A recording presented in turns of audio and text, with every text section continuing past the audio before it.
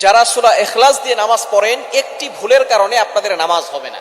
অনেকেই আছে আলহামদুলিল্লাহ সূরা ইখলাসকে ভালোবাসেন, সূরা ইখলাসকে মহব্বত করেন, কিন্তু আপনাদের একটি ভুল এমন হয়, এই একটি ভুল যদি আপনাদের হয়ে থাকে তাহলে কিন্তু আপনাদের নামাজ হবে না, নামাজ বাতিল হয়ে যাবে। সূরা ইখলাসের ফজিলত অনেক বেশি, আমরা সকলেই জানি।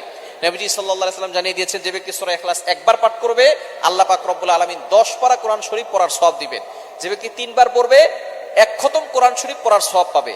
আর যে ব্যক্তি 10 বার পড়বে আল্লাহ পাক রব্বুল আলামিন তার জন্য জান্নাতে একটা প্রাসাদ নির্মাণ করবে। এবং আমরা এরকম অনেক হাদিস শুনেছি যে নবীজি সাল্লাল্লাহু আলাইহি ওয়াসাল্লাম জানিয়ে দিয়েছেন, যারা সূরা ইখলাসকে ভালোবাসবে, সূরা ইখলাসের ভালোবাসা তাকে জান্নাত পর্যন্ত পৌঁছে দিবে। এক সাহাবী সব নামাজে সূরা ইখলাস পড়তেন, প্রত্যেক নামাজেই তার সূরা ইখলাস থাকতো। সাহাবাকে অভিযোগ করলেন, ইয়া রাসূলুল্লাহ, সে তো প্রত্যেক নামাজেই সে সূরা ইখলাস পড়ে। তাকে জিজ্ঞেস করা হলো, কেন তুমি সূরা ইখলাস পড়ো? তখন তিনি বলেছে, সূরা ইখলাসকে আমি ভালোবাসি, আমি আল্লাহকে মহব্বত করি। নবীজি সাল্লাল্লাহু আলাইহি ওয়াসাল্লাম জানিয়ে দিয়েছেন, এই সূরা ইখলাস তাকে জান্নাত পর্যন্ত পৌঁছে দিবে। সুতরাং সূরা ইখলাসের ফজিলত অনেক বেশি, কিন্তু আমরা অনেকেই সূরা ইখলাস পড়ি, কুল হুয়াল্লাহু আহাদ আল্লাহুস সামাদ লাম ইয়ালিদ ওয়া লাম ইউলাদ ওয়া লাম ইয়াকুল লাহু কুফুয়ান আহাদ। ছোট্ট সূরা, ফজিলত অনেক বেশি। এই কারণে আমরা অনেকেই সূরা ইখলাস দিয়ে নামাজ পড়ি, কিন্তু আমাদের একটা ভুলের কারণে নামাজ বাতিল হয়। সেটা কি? আমরা অনেকে কফের জায়গায় কাফ পড়ি। একটা হচ্ছে কফ আর একটা হচ্ছে কাফ।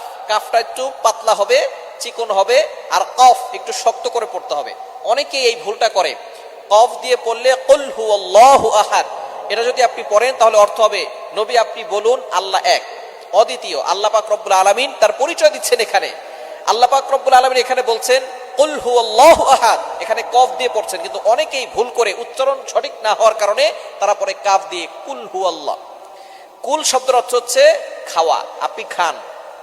হুয়াল্লাহু আহাদ, আল্লাহ এক। সুতরাং কোরআন শরীফের কোন অর্থ যদি চেঞ্জ হয়ে যায় তাহলে আপনার নামাজ হবে না, নামাজ বাতিল হয়ে যাবে। আপনার একটা উচ্চারণের কারণে, যেখানে কফের জায়গায় কাফ পড়তেছেন, যার কারণে আপনার উচ্চারণের কারণে একটা অক্ষর পরিবর্তন হয়ে গেছে, যার কারণে অর্থের চেঞ্জ চলে আসছে।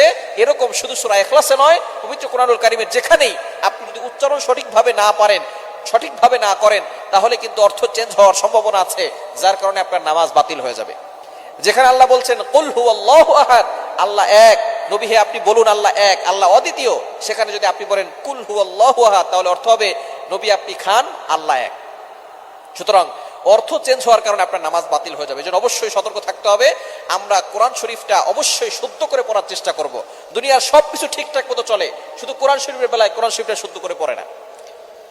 আপনি কোরআন শরীফ সব না পারেন, যেই সূরাগুলো দিয়ে আপনি নামাজ পড়েন, ছোট ছোট সূরা, এগুলো তো আপনি শুদ্ধ করে পড়তে পারেন। অনেকে সূরা ফাতিহা শুদ্ধ করে পড়তে পারে না, অনেকে সূরা ইখলাস, সূরা ফালাক, সূরা নাস এগুলো শুদ্ধ করে পড়তে পারে না। যেগুলো দিয়ে নামাজ পড়ে সেগুলোই তার শুদ্ধ হয় না। আর নামাজ ভাঙের 1 নাম্বার কারণ হচ্ছে নামাজে অশুদ্ধ পড়া। সুতরাং নামাজে শুদ্ধ করে পড়তে হবে। যদি আপনার এই একটা ভুলের কারণে আপনি, অনেকেই সূরা ইখলাস দিয়ে ম্যাক্সিমাম সময় নামাজ পড়ে। সূরা ইখলাস যারা পারে, অল্প কয়েকটা সূরা যারা পারে, তারা প্রত্যেক রাকাতে সূরা ইখলাস দিয়ে নামাজ পড়ে। এবার চিন্তা করেন, যারা কফের জায়গায় কাফ পড়ছেন তাদের এতদিনের নামাজ কি হয়েছে? এজন্য অবশ্যই সতর্ক থাকবেন। সূরা ইখলাস দিয়ে যারা নামাজ পড়েন এবং অন্যান্য যে সূরাগুলো আছে উচ্চারণটা সঠিক করে করবেন, কফের জায়গায় কাফ পড়বেন না।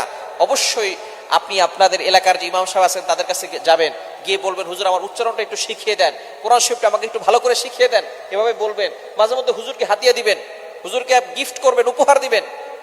বলে না, কোরআন শরীফ পড়ে টাকা নেওয়া জায়েজ নাই। এই ফতোয়া আপনাকে কে দিয়েছে?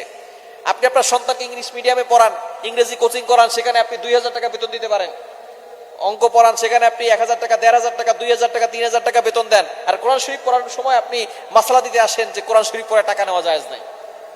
সুতরাং এইরকম বাটপারি বাদ দেন। আপনি কোরআন শরীফ পড়বেন, এটা যে আপনি যে খরচ করবেন, এটা দান করার সওয়াব পাবেন। আল্লাহ পাক রব্বুল আলামিন এটার জন্য আপনাকে সওয়াব দিবেন। কিন্তু ইংলিশ পড়া, এরপরে বাংলা পড়া, এটা পড়ার জন্য আপনি যে টাকা দিচ্ছেন, এটার যে সওয়াব হবে এরকম কোনো রেওয়ায়েত নাই। তবে কোরআন শরীফ পড়ানোর জন্য আপনি যে খরচ করতেছেন, এটা দানের সওয়াব পেয়ে যাচ্ছেন। এজন্য অবশ্যই আসুন আমরা কোরআনটাকে সুন্দর করে শিখি, সঠিকভাবে শিখি। উচ্চারণ না হলে, শুদ্ধ না হলে কিন্তু আমাদের নামাজ হবে না। যারা সূরা ইখলাস